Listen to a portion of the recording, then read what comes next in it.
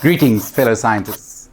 Welcome to the channel, and it is again Mr. Uys. Thank you for joining. Please remember to like, share, and subscribe. In our journey through ecology, we're going to pause today and look at adaptations. Adapt or die. Keep watching.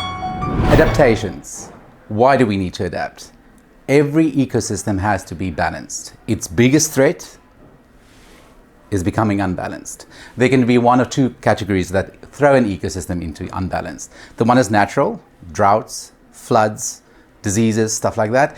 And then us as humans, right, the unnatural one, which is pollution, deforestation, all that kind of bad influences that we have in the environment around us. In adaptations, there are three main categories that we're going to look at, right?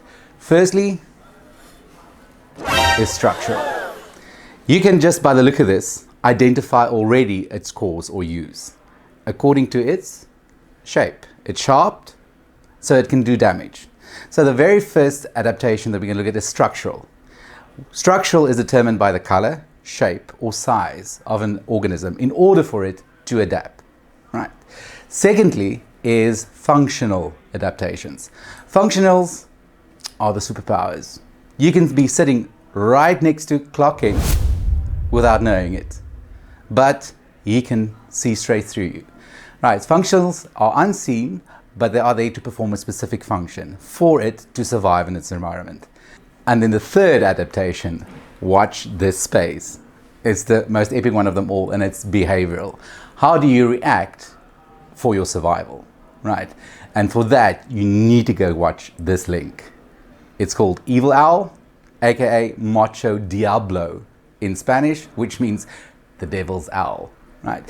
It's a way in which the owl reacts according to its size when a predator larger than itself approaches, right? Let's quickly look at some examples of structural adaptations. An aloe has sharp edged leaves to hurt an animal when it tries to eat it or bite down on it. Its functional is, you can't just by looking at an aloe know that it's bitter, right? But the bitter is its unseen superpower. One bite and the animal won't return because it leaves a bitter taste in its mouth.